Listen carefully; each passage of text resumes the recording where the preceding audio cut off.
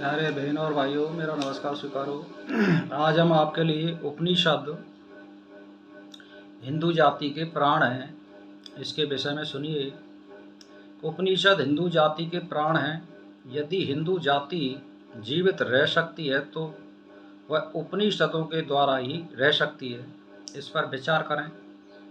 जिस समय भारत की प्रत्येक संतान उपनिषदों की इस शिक्षा को कि अमर आत्मा कभी मरता नहीं है याद रखता था, आत्मा की अमरता में विश्वास रखता था, उस समय वह धर्म, गौ, स्वजाति, स्वधर्म, सभ्यता, संस्कृति रक्षा के लिए उल्लास के साथ मृत्यु का आलिंगन करता था, प्राण देकर उन्हें बचाता था। इस प्रकार वह हिंदू धर्म की पताका को शान से फहराता था, कभी झुकने नहीं देता। यवन काल में हजारों लाखों क्षत्रियों ने धर्म रक्षा, चोटी जनेऊ की रक्षा के लिए सिर दे दिए। गुरु गोविंद सिंह ने लाल दीवारों में हंसते हंसते अपने प्राण दे दिए। मतीराम आरे से चीरे जाने पर भी हंसते रहे और बंदा वीर का मांस नोचवाया गया पर उन्होंने उफ तक नहीं की। यह सब क्या था?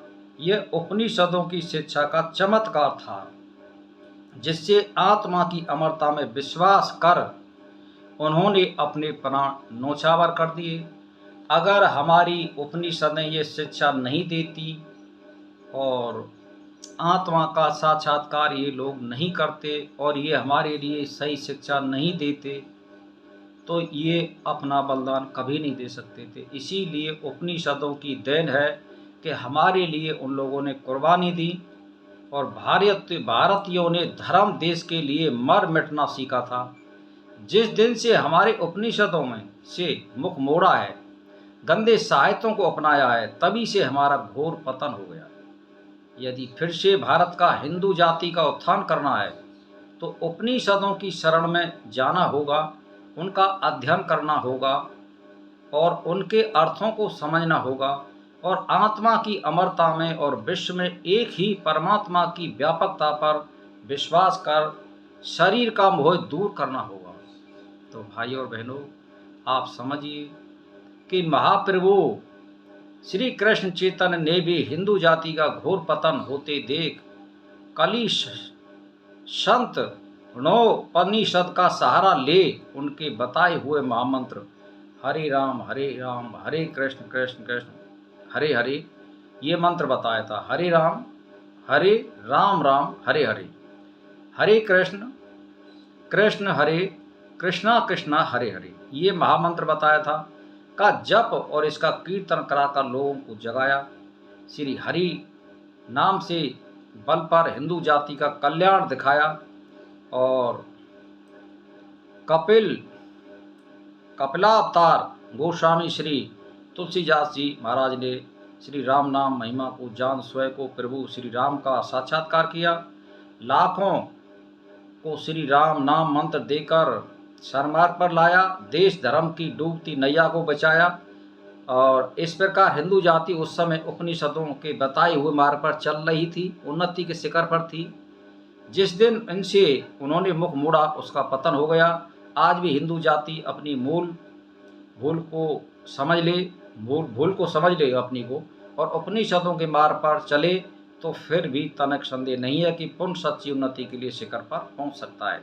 इसीलिए मैं तो एक ही बात कहना चाहता हूं भाई और बहनों, समय समय पर आत्माओं में एक महान आत्मा इस पृथ्वी पर उत्पन्न होती है और वो हमारे लिए एक मार्ग प्रशस्त करके जाती है और उसका हम अनुसरण करें तो हम अपनी उन्नति कर सकते हैं, मोक्ष प्राप्त कर सकते हैं और दुनिया को सुधार सकते हैं और अपने सरमार्ग पर चलने से अपनी आत्मा की सद्गति और इसको जो सुनेगा उसकी सद्गति, इसको पढ़ेगा उसकी सद्गति होगी।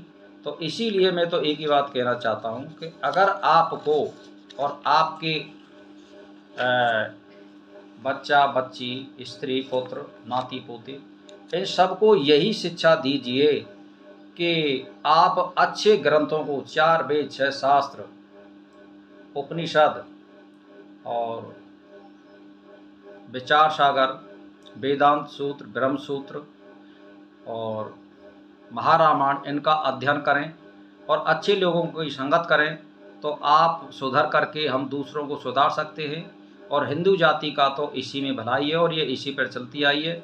और अगर आप गलत मार्ग पर चलेंगे तो आप कल्याण का मार्ग नहीं अपना सकते। और न, अगर ऐसी उपनिषदों की शिक्षा नहीं होती तो हमको आज़ादी नहीं मिलने वाली थी, क्योंकि उन्होंने अपनी कुर्बानी दी।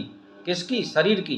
क्योंकि उनको ये मालूम पड़ गया था आत्म साक्षात्कार के द्वारा, अध्ययन के द्वारा, उपनिषदों के द्वारा कि आत्मा तो अमर है, अब नहीं तो फिर जन्म मिल जाएगा, फिर कभी और जन्म मिल जाएगा। इसीलिए इस जीवन में जो उन्नति का मार्ग अपना ले या सदमार्ग की ओर हम बलिदान भी दे दें तो हमें कोई चिंता नहीं है, आत्मा तो अमर होती है। तो इसीलिए भाई और बहनों, शिक्षा ये करो कि कल्याण के मार्ग पर चलो और चलाओ, और दुनिया का भला खुद सोचो और दूसरों को भलाई पर चलाओ। तो बस मैं इसी के साथ प्रणाम करता हूँ। नमस्कार।